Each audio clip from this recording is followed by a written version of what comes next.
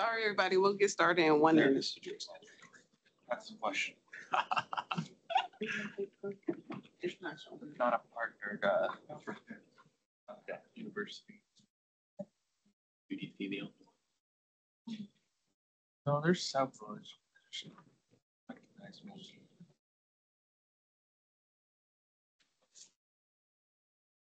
All right, you guys. Can 40 is long.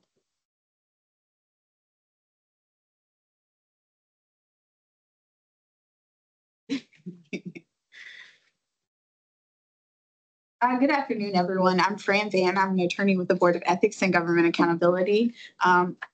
With me today is Program Coordinator Kosick. He manages with me the Financial Disclosure Program. And so today's workshop will be on the Financial Disclosure Program at BEGA. I feel like it's too loud.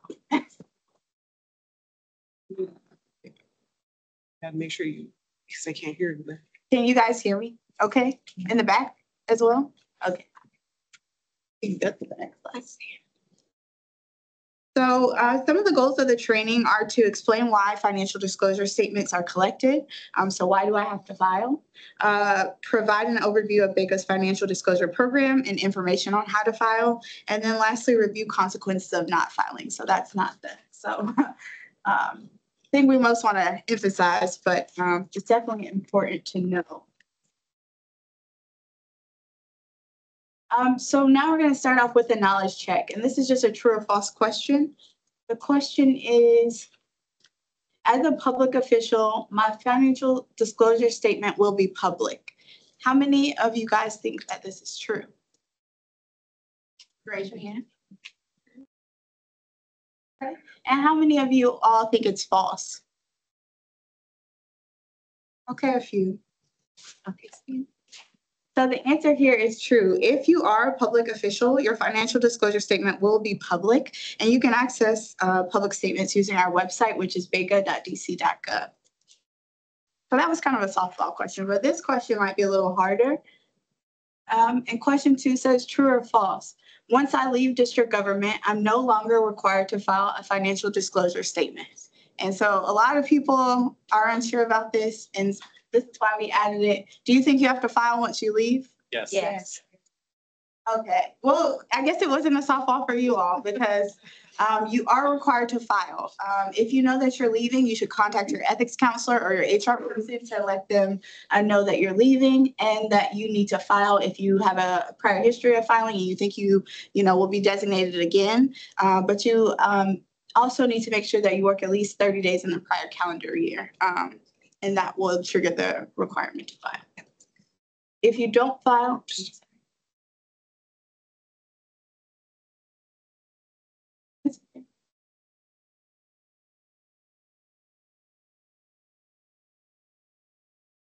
if you don't file, you could face penalties, and nobody wants to be garnished or sent to collection. So we just advise that please, please, please remember to file.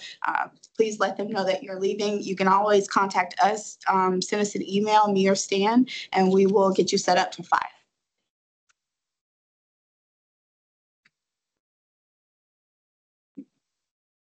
So some background on financial disclosure. FDS, or financial disclosure statement, is a record containing financial or professional information about the filer and his or her spouse for a calendar year.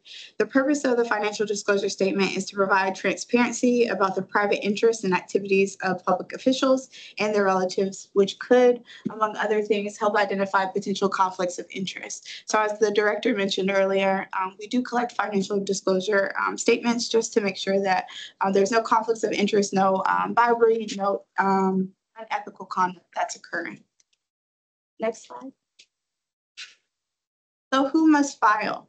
Public officials are required to file, and that includes the mayor, the attorney general, and each member of the council, a member of the State Board of Education, members of a board or commission, a subordinate agency head in an executive service position, and then advisory neighborhood commissions. Also required to file district employees. So district employees who make decisions or participate substantially in areas of contracting, procurement, administration of grants or subsidies, developing policies, land use planning, inspecting, licensing, regulating, or auditing, or act in areas of responsibility that may create a conflict of interest or the appearance of a conflict of interest, then you are required to file. So who does the designating? District employees are designated as financial disclosure filers by their respective agencies. It's typically your ethics counselor, and sometimes your ethics counselor is also your general counsel, or it could be your HR person. BEGA has no part in the initial designation. Designation determinations are made by reviewing an employee's job duties and salary. Next slide. So who files a public financial disclosure statement? And as we just mentioned, all public officials and certain board members and commission members, and then employees who again participate or make decisions substantially in areas of contracting, procurement, administration of grants or subsidies, developing policies, land use planning, inspecting, licensing, regulating, or auditing, or they act in areas that may create a conflict of interest or the appearance of conflict of interest, but they're also paid at a rate of accepted service 9 or above. And so last year, the FDS threshold salary was $119,810. So if you participate in those or have those job responsibilities and you're paid at a rate of accepted service 9 or above, you should have been a public filer. Next slide. Confidential filers. So it's pretty much the same analysis, but the only difference is they're paid at a rate below accepted service 9. So again, the responsibilities include contracting, procurement, administration of grants, developing policies, land use planning, inspecting, licensing, policymaking, regulating, or auditing, and then acting in areas that may create a conflict of interest or the appearance of one. Agency heads, which are typically your ethics counselors, will designate you and they'll notify you that you have been designated, typically on or before April 15th. So you should get an email from your ethics counselor letting you know, hey, you've been designated and you'll need to file a financial disclosure statement for the year. Next slide. So what happens if you're designated but you don't agree? You think that it may not apply to your job responsibilities, or you're unsure why you were designated in the first place. So you can appeal your designation as a financial disclosure filer. You would need to submit a written request to your ethics counselor within 5 days of receiving the notification. So if they notify you April 15th, you have until April 20th to file the appeal. The ethics counsel will then make a redetermination in writing, typically within 5 days of receiving the request from the employee. If the ethics counselor denies the employee's requested relief, then they can either file or they can appeal that to our director, and then she'll ultimately have the final say on whether you are required to file or not. And her decision must be issued within 5 days.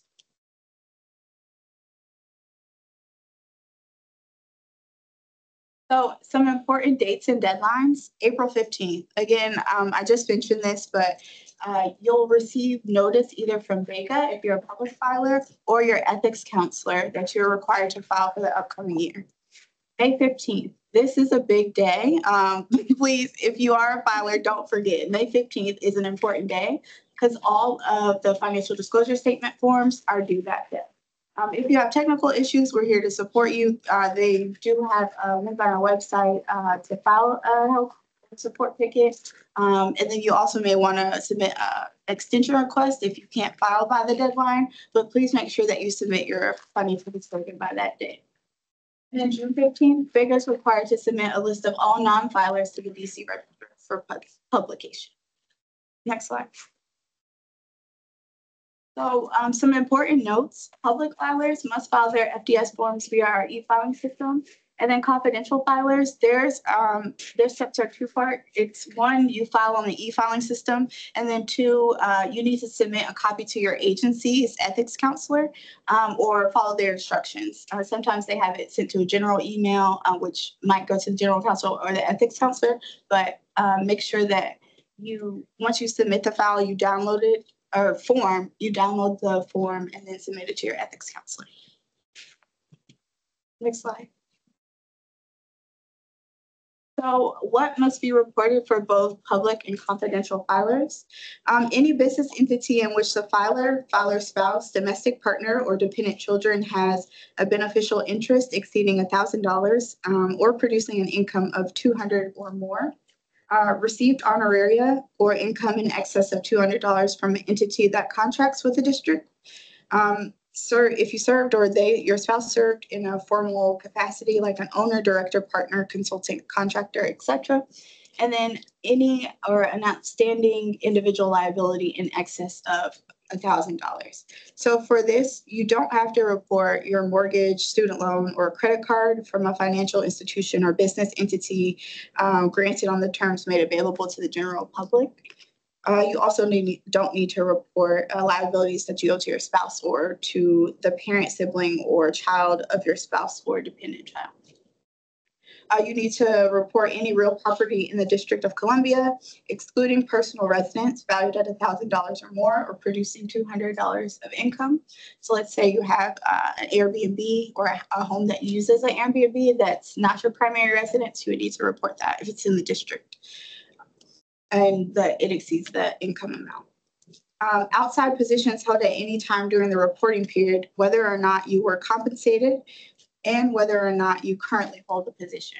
And so this was mentioned in earlier sessions, but you should report your outside employment on your financial disclosure statement. Any professional or occupational licenses issued by the district, and then all gifts received from a prohibited source valued at $100 or more. Next slide. Certification. Each filer must certify that he or she has filed and paid his or her income and property taxes, diligently safeguarded the assets of the taxpayers in the district, reported known illegal activity, including attempted bribes to the appropriate authorities, not been offered or accepted any bribes, not directly or indirectly received government funds through illegal or improper means, not raised or received funds in violation of federal or district law, not received or been given anything of value based on any understanding that the public official's actions, judgment, vote would be influenced if applicable. And then also there's a text box at the end of the certification form for you to provide an explanation if necessary. Next slide. So failing to file. This is important, as I mentioned earlier, but if you fail to file, you could be garnished, and no one wants to be garnished. So please, please, please submit your financial disclosure statement on time. If, for some reason you're out on FMLA or you have some extended leave, contact your ethics counselor or contact us so that we can know what exactly your situation is. So it's important to remember that the filing requirement is mandatory and that BEGA will take enforcement action against all those who don't comply. Those who file forms late or fail to file their FDS form face fines up to $5,000. And then if you don't file your form, BEGA can garnish your wages and or bring an enforcement action against you by a notice of violation and a full adversarial hearing before our board. Next slide. Now we have some frequently asked questions. And this question says, I'm a public filer and have a legitimate safety concern about having my financial information available for public review. Is there some type of waiver or exemption available to me? And the answer is yes. The ethics board can, on a case-by-case basis, exempt a public official from public filing requirement or from some portion of the requirement if good cause is shown. Good cause is not defined, but would probably include a legitimate safety concern or demonstrated history of being a victim of identity theft. So terms would probably still require the public official FDS, but either some part of it would be redacted or deemed costly. A waiver request must be submitted in writing and sufficiently in advance of the May 15th deadline so that the filer can file on time. A, the waiver request is denied, or B, if the waiver request is granted, but the filer is required to file a confidential financial disclosure statement. What is an honorarium or a gift? Honorarium means any fees for compensation or any amount paid to member of any such board, commission, or committee for service or such member. And then gift means any gratuity, favor, discount, entertainment, hospitality, loan, forbearance, or other item having monetary value. It includes services as well as gifts of training, transportation, local travel, lodgings, and meals, whether provided in kind by purchase of a ticket, payment in advance, or reimbursement after the expense has been incurred.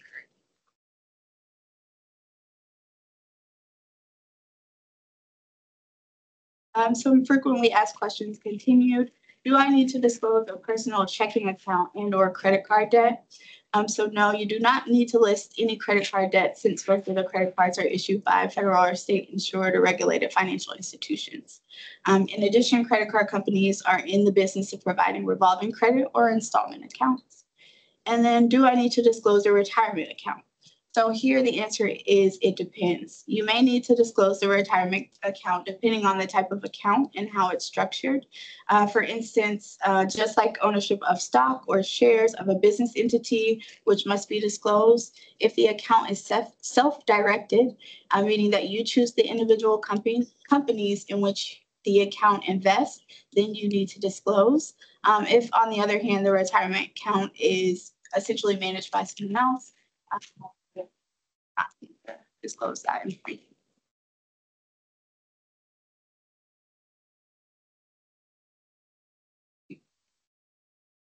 Okay, so Stan is going to give a step-by-step guide on how to file, and he'll open up the filing system. But I think there's a video. There's a video first.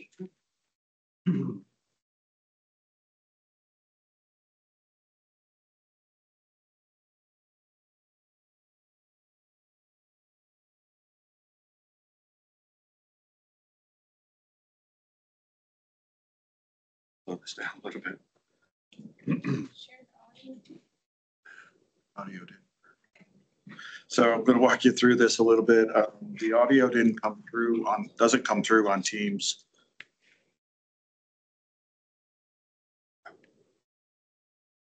Got it. There we go. We had our, excuse me, our interns create this. I gave them a how-to step-by-step, and they created this this video for us. So obviously, not obviously, you type in your username. If it's, in this case, it was Ellery Graham, it could be stanley.kosick, it could be asia.stewartmitchell@dc.gov.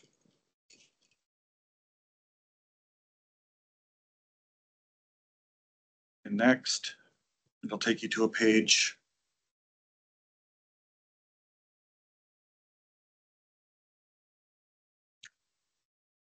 Enter the username again, and then the password associated with that username.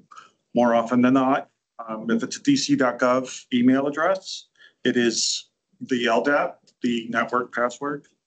So, but in some cases, and reasons unbeknownst to me, those the LDAP password don't always work. Sometimes it's a character, which I think we've identified not to use, but it can't tell everybody not to use a certain character elsewhere. So When you say network password, you mean the one they use to log into their computer, right? yes, ma'am.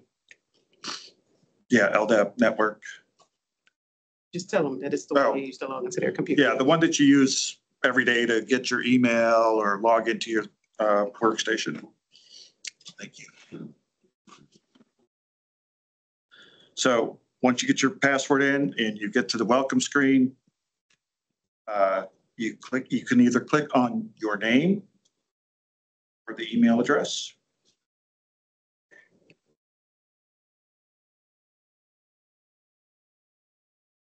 That'll take you to the filing. Excuse me.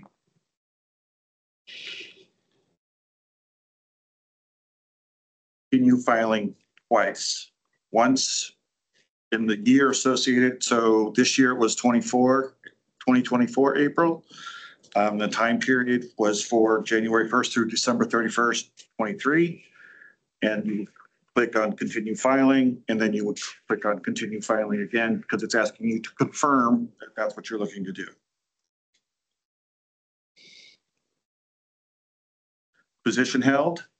What position did you hold on December 31st of last year? I'll get to that in my demonstration.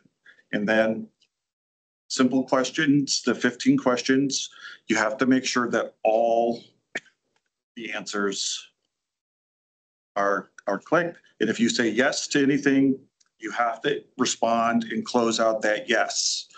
More often than not, I want to say that's probably 50% of my support tickets are people going through, filers going through and not closing out the yes.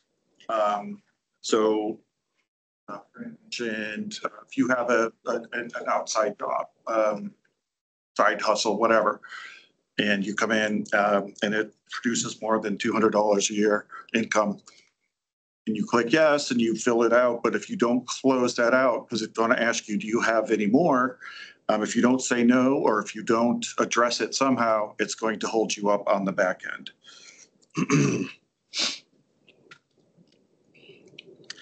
And then here are all the certifications that Fran had mentioned. And once all of those are clicked, you read through them, check them off as needed, and stop that. That went really quick.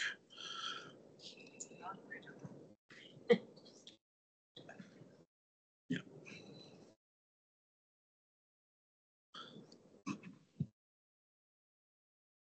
Now, real time. I created this for this session. You can notice that this is a Gmail account, so this isn't going to go to that particular where it's going to ask for the username and password again. I created this for this experiment.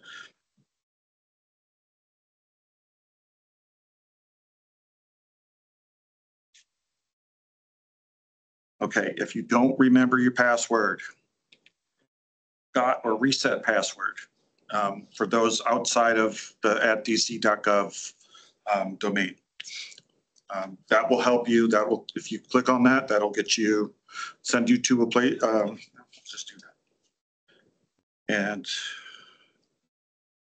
well, I don't want to do that right now, but there, it'll send a password reset to the email that you complete in there.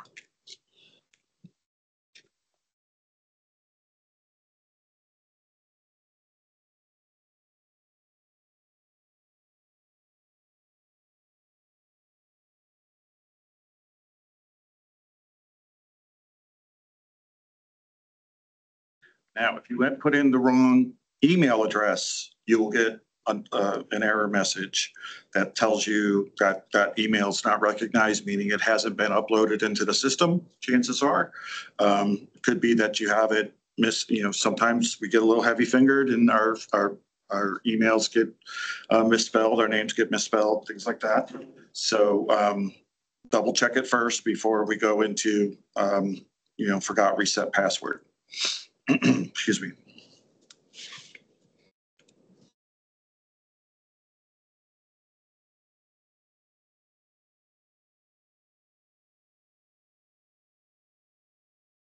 Okay, so in with my password, and again, click on your name or your email address. Continue filing and continue filing again. Position with the agency. Crucial point of information here. Oftentimes I get a call, they can't get past this screen in that they're trying to put in the date as October 15th, 2024, instead of 10/15/2024. It is all numeric there, so there's no alpha part to this. So it is 10.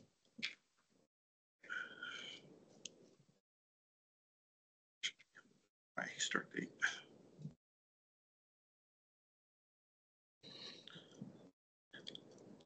Second part to this page, final date of service. If you were still with the agency on December 31st, that is the position you held for that year. You would leave final date of service blank. If you put it in this year, so if they were putting in, somebody say they left on May 5th and they put in 05/05/2024, they'd get an error message telling us and telling them that it's not appropriate because we're only looking for the previous calendar year. And did I hold it? So leave that blank. Did you hold any positions? No. Continue.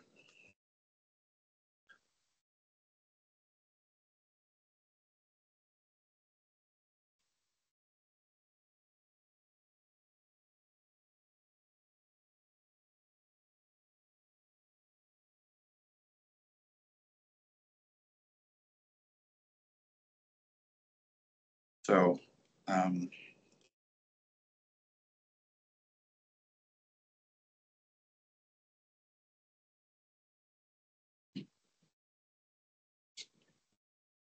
so let's say I had a second job as a planner. There's that. My second job. I don't really have a second job as a planner. And so there that is. I can submit.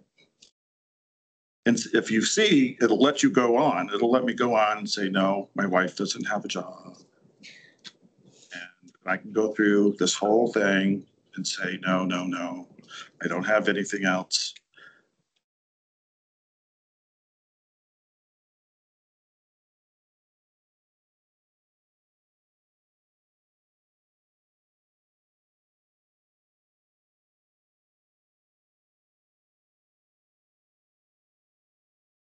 One of my pet peeves coming up with this, with the program,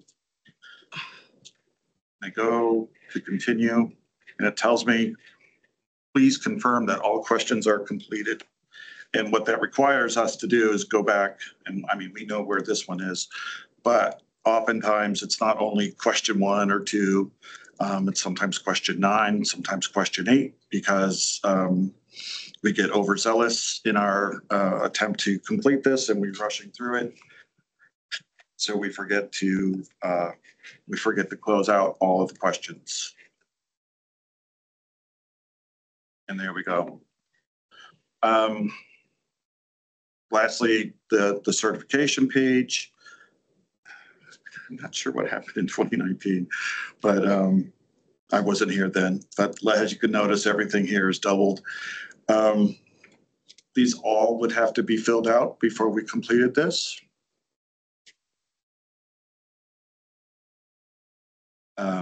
Let's see. And again.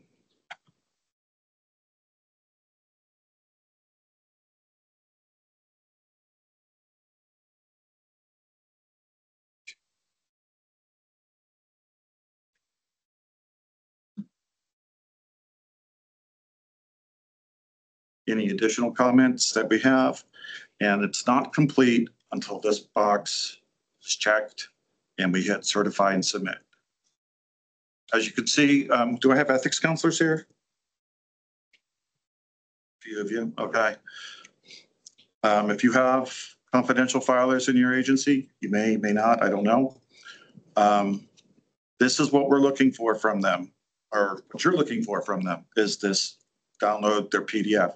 If they don't get to this screen, that means they haven't completed it, first of all. Second of all, what you want is you want them to download this screen. So download this PDF and send it off to you. Takes a while. And there it is. And that's what it looks like.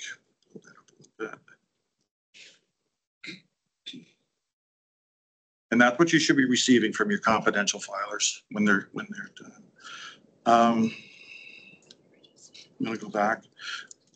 Fran mentioned in her portion about support tickets.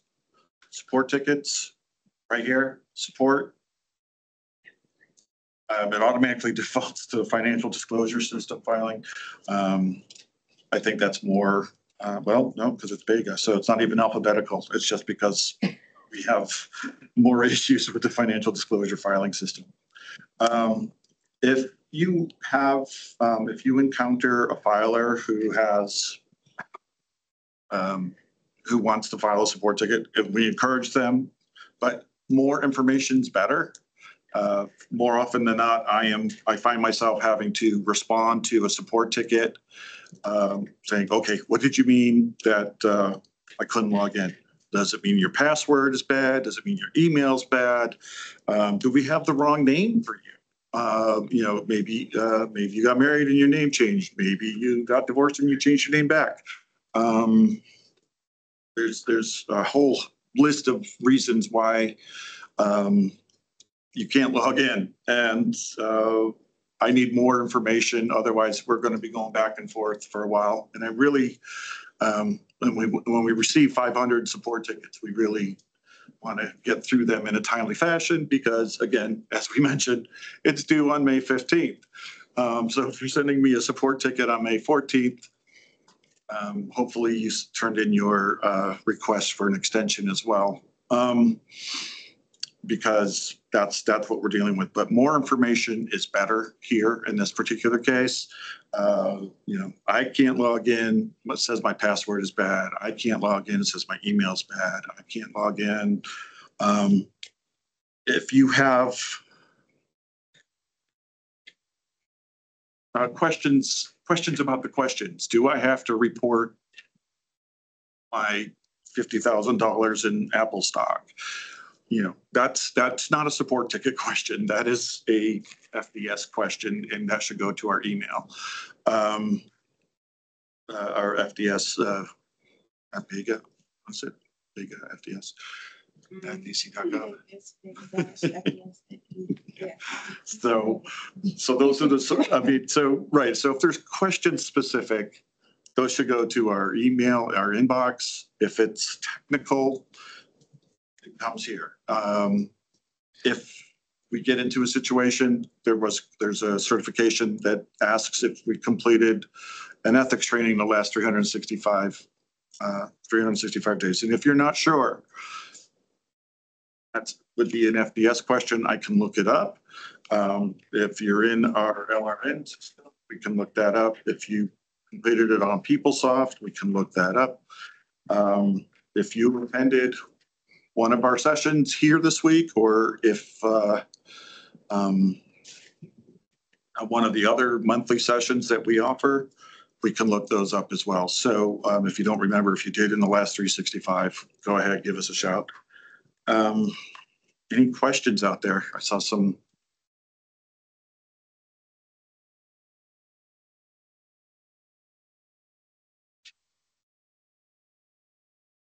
Oh, sure.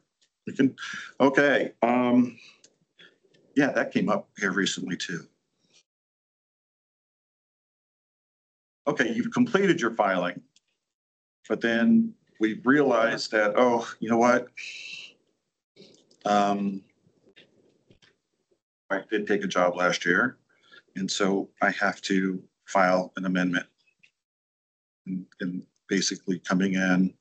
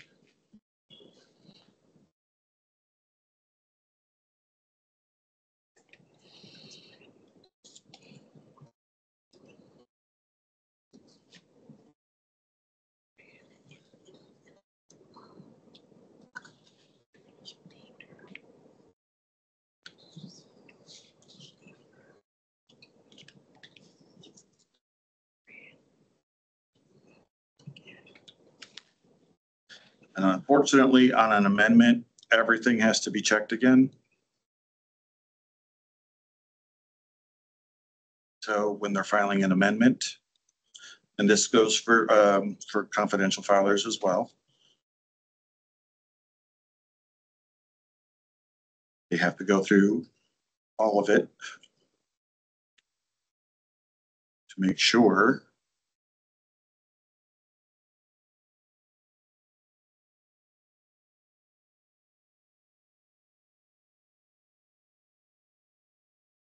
sorry, I'm rushing through this and I should be reading every question.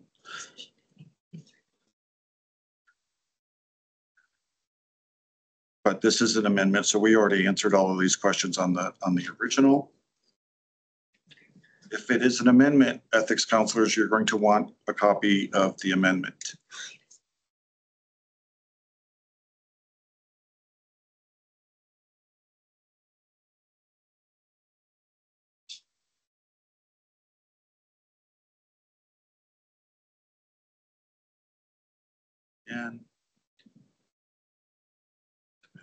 And there's the amendment.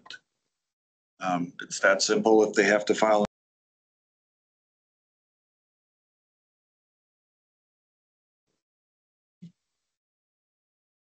Any questions, concerns? Yes, ma'am. If somebody does an amendment, do the ethics counselors, do we have to resubmit the report to you all that is submitted that explains? The FDRR? Yeah, that sort of states that there was an amendment. We should, because, or it could be as simple as an email saying, hey, John Smith filed an amendment on X date and we have it. Okay. Or is there anything else? Yeah, I think it depends. If they are reporting outside employment or, income, that would definitely need to be something that's fine. It just depends, I guess, particularly on what they're reporting, but probably out of abundance of caution, you should just let us know. Okay. Ma'am. So amendments have to be done before the filing date ends? Do amendments have to be done by May 15th? No. Okay. No, but I mean, say we get a lot of people who file on April 15th and then by May 15th, they realize I should have filed an amendment. So they'll go in and file an amendment. But if they filed on May 15th and then realized July that they needed to file an amendment, that's. Okay, thank you. How late can you file an amendment if you have to file an amendment? I'll let Asia answer that. Oh, yeah. Or Fran, I'm sorry, Fran too. Just really quickly, in the statute says that you, within 15 days of finding out new information, you have to update the financial disclosure. So it's when it can happen at any time. It doesn't change the fact that if you filed on May 15th, you timely filed, you're just updating it to make it as accurate as possible. Thank you. Other questions? Concerns?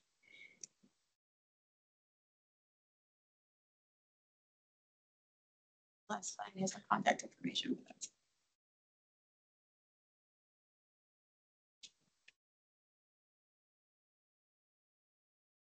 I do have a question. So when a person doesn't file, how long does it take for you guys to garnish or for them to be fined if they do not file? So currently we're running, we have to file our DC register by June 15th. And after that, we are looking at going through the lists, and as soon as we can parse out everyone that has filed on time, that had an extension, that had some reason for not filing, or kickback, bad emails, whatever the case is, then when we get that list and we solidify that list, then we notify them. This year it happened on August 9th. Last year it happened on August 7th. And we notify the filer that they're about to be fined, that they need to take care of this. So, it could happen at any time. The clock starts on May 15th. Okay. Do you guys run into issues where you cannot locate a person that was working for the district, and let's say they moved to Minnesota. And they don't have an updated email or anything before they left with the HR department within the agency or the district. How could you locate or try to find them? Yeah, that's a fun one. We have a list of, I don't want to say the number really, but we have a pretty good list of folks who have left the district and haven't responded to anything that we've sent out.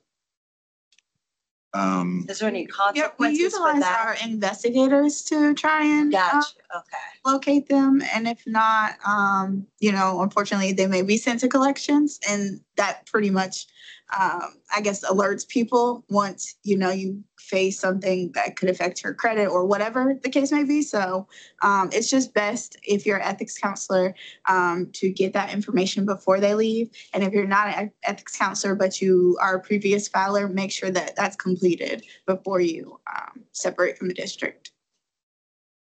To further on that, many of you know I've opened up a channel for ethics counselors on a Teams channel, and that is so that we can have this discussion elsewhere. But also, please know that if you know of an employee, a filer leaving the agency and not going to another district agency, but going to feds, retiring, whatever, let me know. It is really quite simple to add that person and get them filed for 2024. So like if, say, somebody's leaving tomorrow, get them filed before they leave, then we don't have to track them down when they move to Seattle, because I've had to do that already. So I do have the capability. When I first started in 2019, we didn't have that ability. We do now. So I can add anybody at any time and let them know and be in contact with them before they turn in all their equipment and close up their desk. We can get them going on that.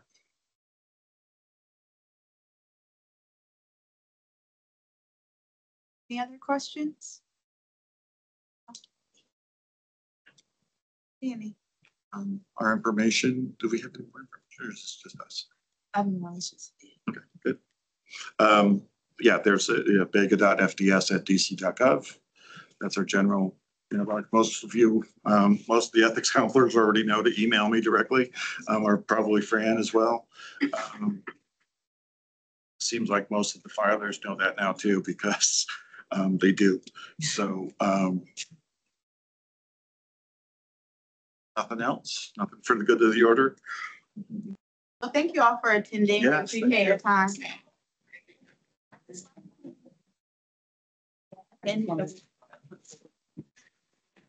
Okay. So everybody, we have one more session today. I don't know if you'll be joining us, but we have ethics and yoga. It's going to be coming up in about 15 minutes, but I wanted to really quickly just share with you the course schedule for tomorrow.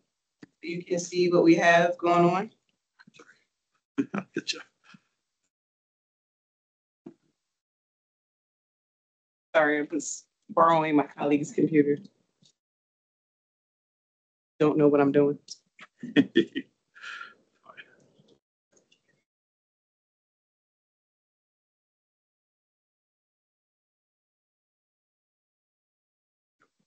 Yes. Okay.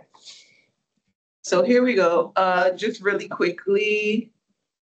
Tomorrow at 10 a.m. we have common ethics violations, learn them and avoid them. Come if you're registered. That is a very interesting topic. It's going to be the supervisory investigator and all of our investigators talking about common ethics violations that they see and giving you information about the office and what you can do to avoid violating one of those ethics rules and being the subject of an investigation. It's not fun. I'm sure it's not fun for respondents. It's certainly not fun for us. And then at 11:15 is going to be a recusal workshop, when and how. So if you're faced with some sort of conflict of interest or something, we're going to talk through recusing yourself, and I'm going to be doing that. So definitely come for mine. if anything. And then at 12:30, we have Ask BEGA. So we had a Survey Monkey going and we asked people to anonymously submit questions to us. And we got a lot of questions. So I think there are about 10 or 11 questions. So we're just gonna have the attorneys come up and talk through the questions that were asked. And if you have any other ethics questions, it could be anything, doesn't have to be a specific topic, you can ask, and it's just gonna be a conversation. And then we're gonna have a lunch break tomorrow at 1:30. After the 1:30 lunch break, you're free to move about the world because the last session for tomorrow at 3 p.m. is gonna be virtual. We're gonna have Michael Brett Hood. If you've been on Ethics Week in the past and you've seen Michael Brett Hood, you know that he is a really dynamic presenter. People really like his course. So he's gonna be tomorrow virtual at 3 p.m. And then the rest of the week is going to be virtual, so you can join us from anywhere, WebEx. All right. So if you haven't registered for the rest of the week, please do that. And please join us in person tomorrow. Hope to see you back. And we appreciate you. And then we're going to be doing yoga in this room in about 15 minutes. Thanks, everybody. Well, nobody wants to do